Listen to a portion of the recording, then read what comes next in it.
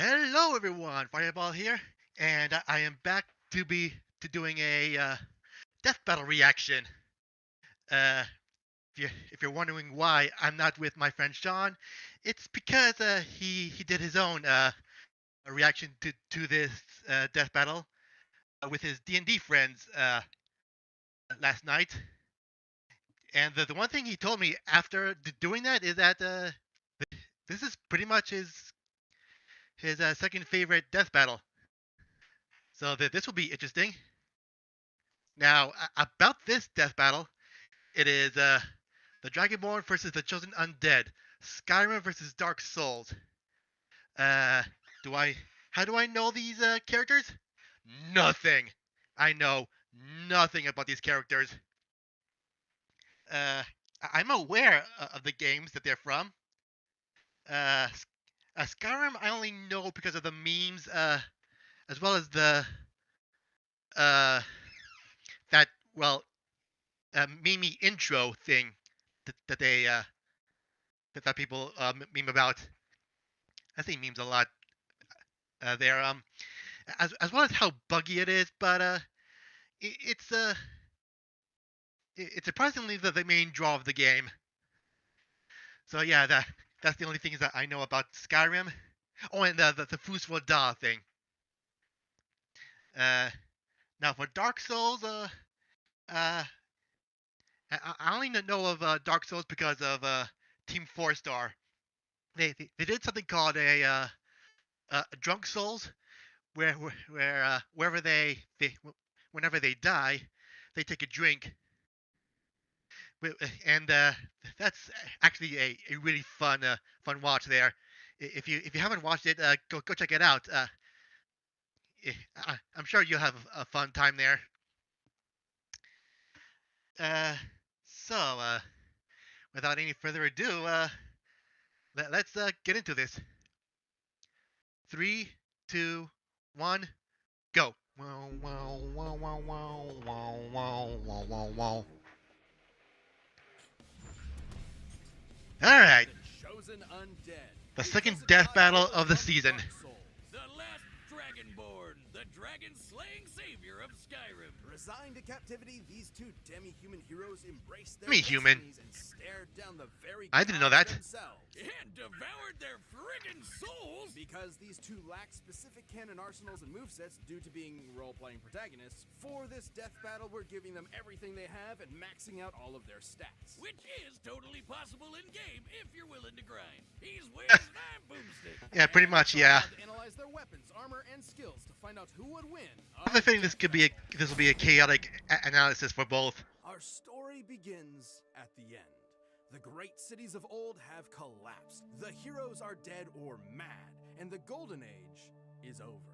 Looking out upon their decaying kingdom, everyone would like nothing more than to lay down and die. Damn. Too bad for them. That's the one thing they couldn't do. The world has been gripped by the undead curse, turning anyone with a mysterious dark sign into mindless, violent hollows upon repeated Hollows? soul-crushing deaths. But there is a prophecy of a chosen undead who will journey Did they steal to it from Mordor, Bleach? the home of the gods, and save the world.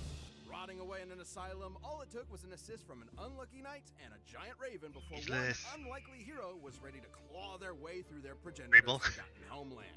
And it helps that as long as they can keep their sense of purpose, an undead will always resurrect at the nearest bonfire. Now, they might slowly lose their memories, their personality, and their sanity, but the curse gives them as much time as they need to Damn. get good. Undead are unnaturally resilient, able to survive being impaled through the chest. They've been chewed, eaten, and digested by what I can only describe as a toilet demon. And they can have their souls torn from their very body, because undead humans don't need their souls to survive. Just pop some of that spicy CBD and they're Sunny good to D. go. If anything, it seems like they get off to it. Ah, And speaking of souls, they can absorb the souls of their fallen enemies to increase their power. They're a master with swords, Absorbing hammers, souls, spears, huh? axes, bows, That sounds so and familiar. And that's without any formal training. With the right stats and setup, they can be anything from a cartwheeling assassin to a dragon-smashing tank. To the giantest of dads. And despite the serious gothic themes of the series, these weapons can get anime as hell. Smo's Great Hammer is a ginormous mallet the size of a sedan. Based on its size and likely bronze composition, it'd have to weigh over 100 tons. A lot like Goff's Great Bow, which can shoot pillar-sized arrows Damn. and shot dragons out of the sky. Or my favorite, the Moonlight Greatsword, produced from the ass of the albino dragon and Albino dragon? Seath the Scaleless.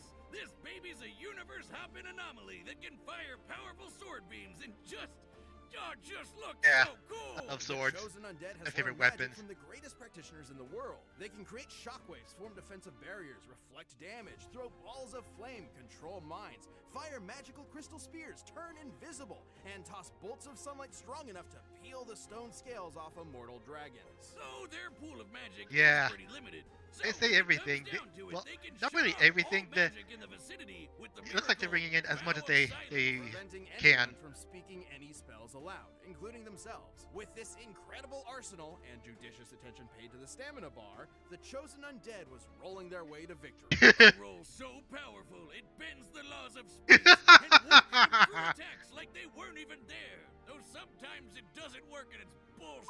That's just a game mechanic, but great to use when you're panicking. They've defeated Nito, the You know. god of death, the bed of chaos, the mother of all demon kind, and Calamite, the strongest surviving Oh, ancient okay. dragon. That was when the chosen undead was dragged back in time to face the fallen knight Artorias, the greatest warrior in history. And not only defeat him, but accomplish the greatest feat attributed to Artorias' legend, the destruction of Manus, the father of the abyss that threatened to consume the world. They've even beaten other chosen undead from alternate worlds, like the best buddy in all gaming, Solaire. Praise the sun, bro! And soon they were approached by these two slithery freaks. One said to link the fire, and the other said to let it die out, which totally makes sense. Whiz getting Don't look at me. Dark Souls lore is as notoriously convoluted as the flow of its time stream, which is why we have a true expert in the realms of nerdom to explain it for us. Oh, Jocelyn.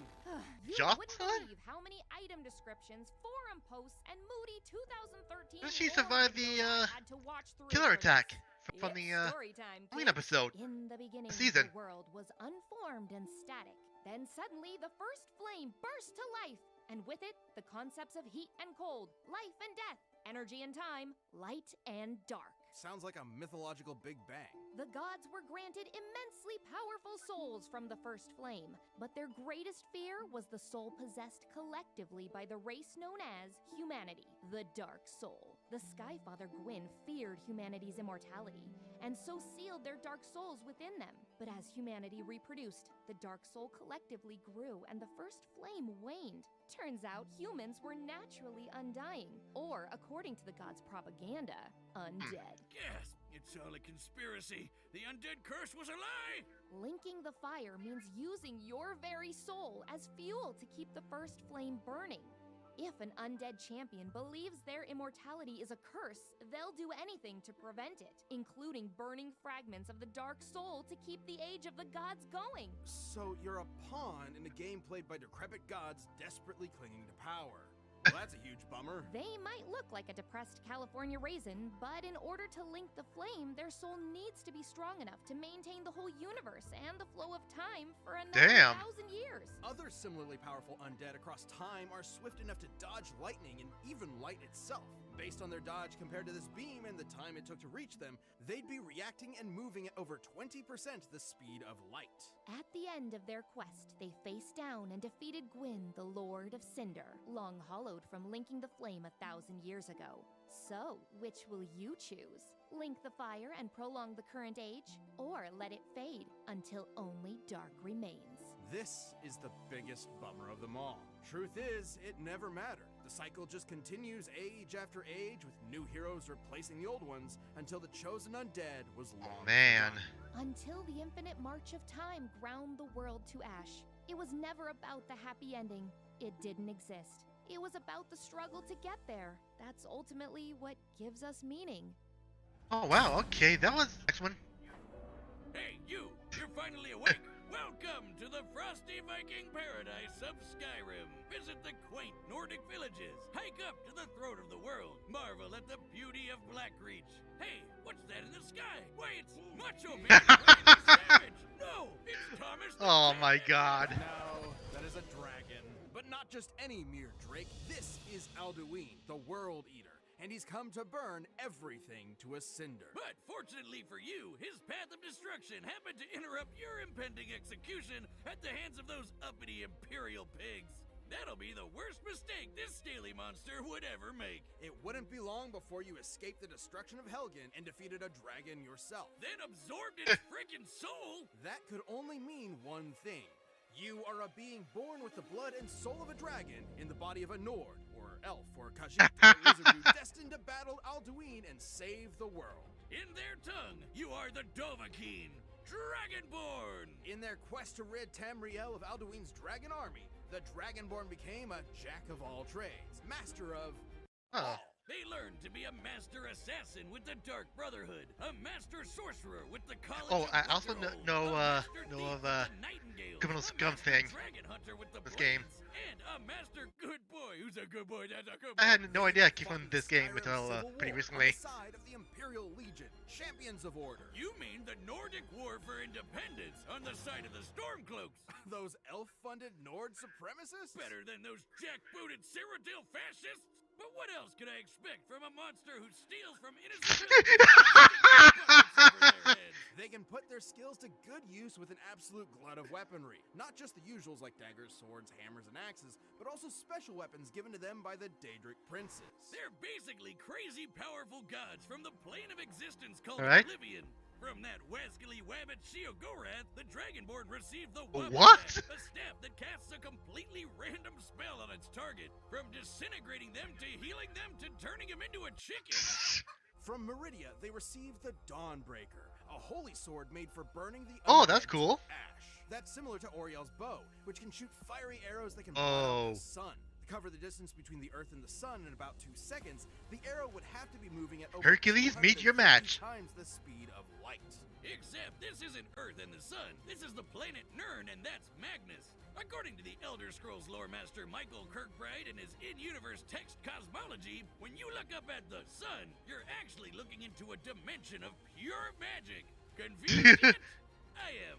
Exact measurements here are difficult to make, but if anything, the distance should be much greater. Speaking of magic bullshit, the Dragonborn can heal themselves, cast wards and destructive elemental spells, control minds, conjure weapons, and summon lesser Daedra to help them out in a scrap. They're an especially Oh, powerful okay. mage because their mana recovers itself automatically over time. They'll never truly run out of firepower. But as a Dovahkiin, the ability they're most famous for is the Thum, or shout. By speaking the words of the dragon language, they can manifest their will into reality. Like with the classic an unrelenting force which can knock your neighbors into next week, or Soul Tear, which removes the soul from your enemy's body and stores it in a cute gel. I didn't know there was like more than so. one. Soul! Wait, why didn't anything? Oh. Student loans, man. Something had to cover the Yeah. down payment. With these shouts, the Dragonborn can summon country-spanning storms, slow down time, and even call upon a dragon for help, Odahviing. Dragons may look like scaly reptiles, but in reality, they're immortal demigods older than Ooh, time okay. itself. They're the children of the chief god of Tamriel's pantheon. The Dragonborn is an unstoppable force of nature. If they happen to take any damage, they can just drink a potion or nosh on a cheese wheel and be good as new.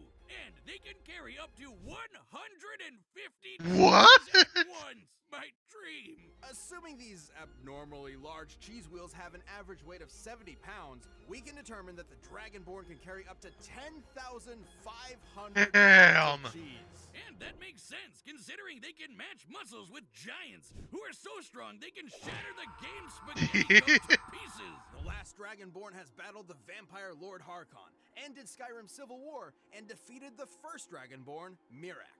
And according to the book, The Guardian and the Traitor, Miraak was powerful enough to tear apart the island of Solstheim from Skyrim's mainland. By comparing the size of various countries on Tamriel's map, we can determine that Solstheim is a landmass nearly 1,500 miles in diameter. In order to move that much land over the course of their fight, Mirek's magical prowess must have output an energy Jesus! of 100 teratons of TNT. That's 3 times the impact of the asteroid that wiped out the dinosaurs.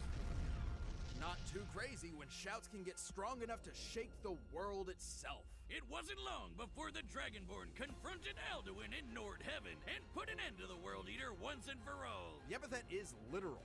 By absorbing the souls in Skyrim's afterlife, Alduin was powerful enough to devour everything. Not just the planet of Nirn, but the Kalpa, the entire timeline past, present, and future. That's the level of unimaginable power the Dragonborn is dealing with here. Tamriel is no stranger to great heroes across its vast, sprawling history. The Nerevarine, the hero of Kvatch, all magnificent in their own right. But when you heard that shout echo through the mountains and the death throes of a dragon defeated, you knew it could only be the Dovahkiin. Dovahkiin, Dovahkiin. What was that? All right, the combatants are set. We've run the data through all It's possibilities. time for a death battle! Pause. Alright.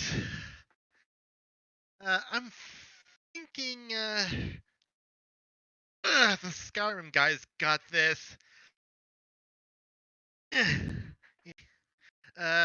Though I'm not sure, if they have what it takes to take out the Dark Souls guy. Since their undead have a lot of trouble dying, so I'm not sure where to go from this one.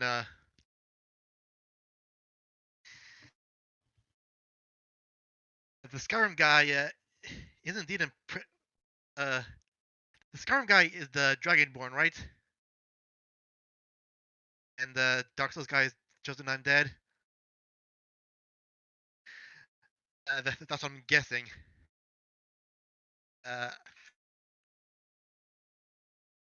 Just got confirmation that is what they are. So it's really hard for me to retain all of the information that I've learned. So I'll just have to go off of what I do remember.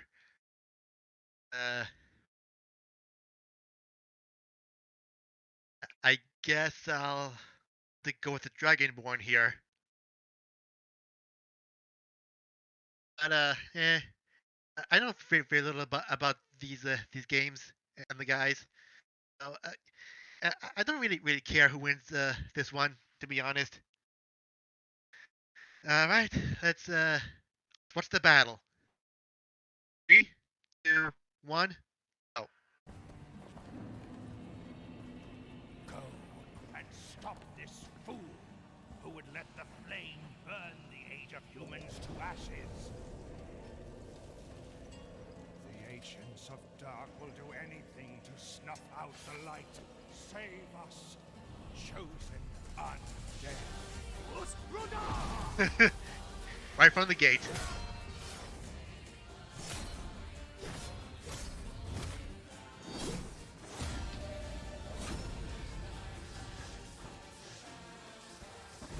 And there's a roll.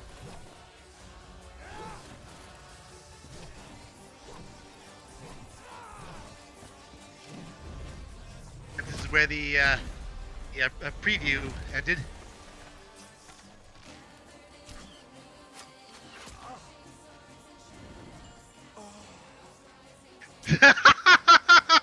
Arrow to the knee.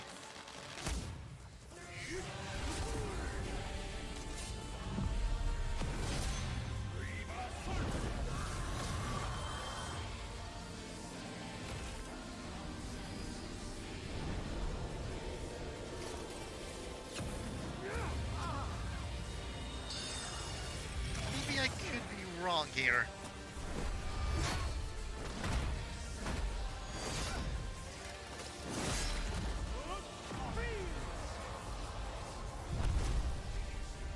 Oh, did he summon a dragon? Oh, alright.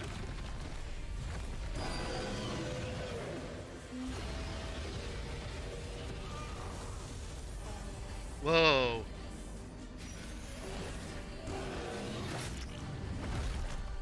Did he kill his own drag? Oh, wait, he didn't.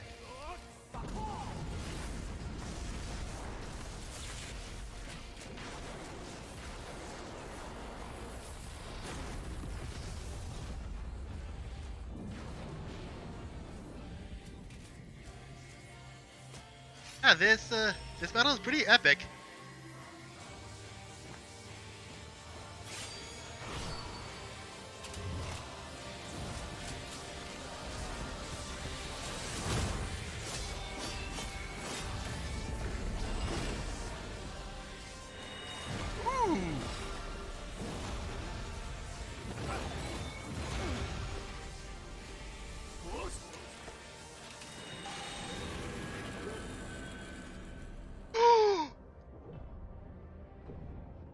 Ooh.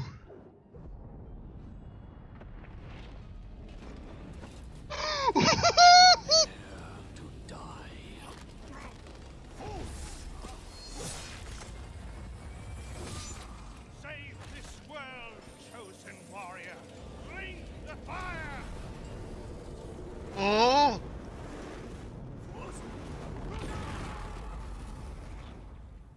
True dark be cast upon the world. Our Lord hath returned.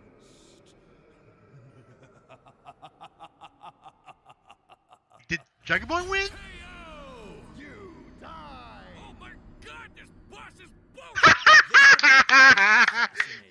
The Dragonborn had a wider variety of training, better access to summons, and magic that passively regenerated, as opposed to the chosen undead's limited pool of magic. Oh, okay. It was a slick counter to the Dragonborn's magic and shouts, but it wouldn't last forever. The Dragonborn was significantly faster, too. The chosen undead could dodge beams of light, sure, but Oriel's bow could fire arrows that move at least 250 times that. But none of that mattered if the chosen undead couldn't stay dead. You'd think the Dragonborn's anti-undead weaponry like Dawnbreaker would be an easy solution, but the undead of Dark Souls aren't really the same as Draugr from Skyrim. Skyrim undead are more like those classic reanimated skeletons. But remember the conspiracy. Humans in Dark Souls are naturally immortal. They're not actually undead. Soul Tear Oh. wouldn't have been much use either, considering humans in Dark Souls can have their souls removed without dying. So why didn't the chosen undead just keep coming back until they eventually won? Like with any Dark Souls boss. One word, power. The Dragonborn had way more and greater feats of raw power than the chosen undead. Huh. Oh yeah, like summoning country-spanning storms with a single shout, or defeating Mirak, who split a continent. There's also the lore. Both characters are essentially mythological demigods in the same kind of vein as Hercules or Sun Wukong. Gameplay alone won't give you the best idea of their full power as characters. So let's get an idea of their max potential from the lore. The Right. chosen undead sustaining the first flame with their soul was insanely impressive. Considering the first flame is responsible for the core concepts of the universe, like energy and time, it's not a stretch to say it affects not just the planet they live on, but the whole universe. But that's nothing compared to the power levels in the Elder Scrolls. Let's compare the first flame to Alduin. Both literally run on the power of souls, and both can be directly scaled to our combatants. Okay. Alduin had strength to consume the universe, not just Nirn, but the Kalpa as well. You know those planets you see in the sky? According to cosmology, those are actually separate, infinitely big planes of reality. Alduin was going to eat infinity. Multiple infinities. Whoa. In comparison, the first flame is powerful enough to sustain a universe and the flow of time. But it can't be infinite, otherwise it never would have faded to begin with. And that meant the chosen undead just wasn't powerful enough no matter how many times they revive. With that much of a difference in power, the chosen undead would eventually lose their will to fight and go hollow. It's not traditional, but it is a form of death in Dark Souls. The chosen undead was surely tenacity personified, but still wasn't enough to stand up to the Dragonborn's incredible skill, broken arsenal, and overwhelming power. Oh. Chosen undead could only last so long before they flamed out. The winner is the Dragon. All right. Pretty cool. Thanks for watching. Stay tuned. We have a new All Death right, Battle what is releasing next? every 2 weeks this year. And click the join button to get new perks and extra content. Planet level members even see death battles before anyone else, so don't miss out. It's time. What the hell? Okay.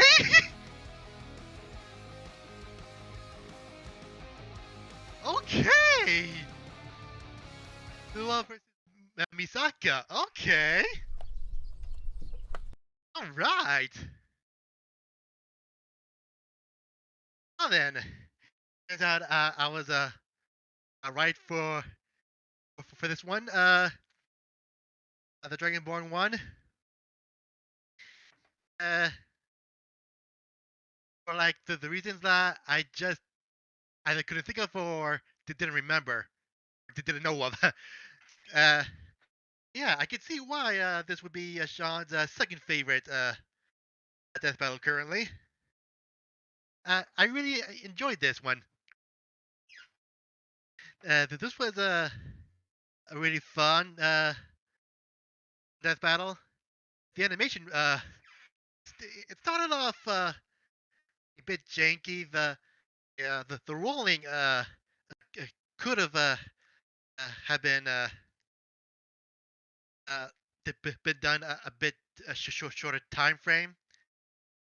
But the rest of the animation was really good. I really liked it. The analysis are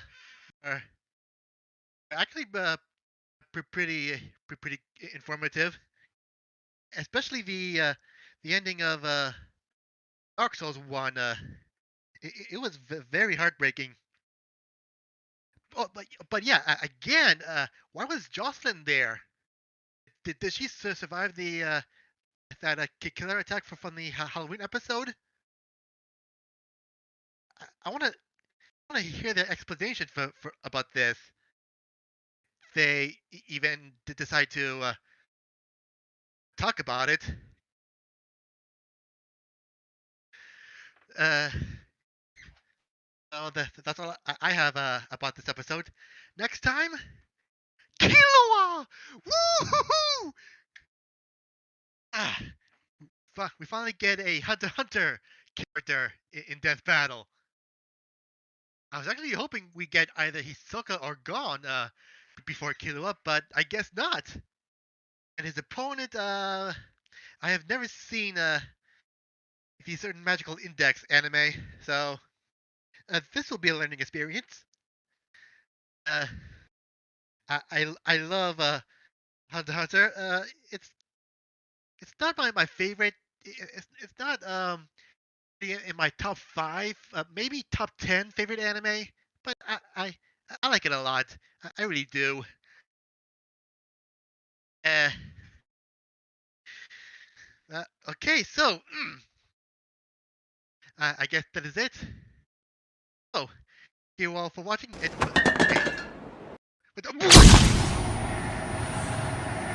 Hey, you. You're finally awake. You were trying to cross the border, right? Walked right into that Imperial ambush, same as us. And that thief over there. Who the fuck are you?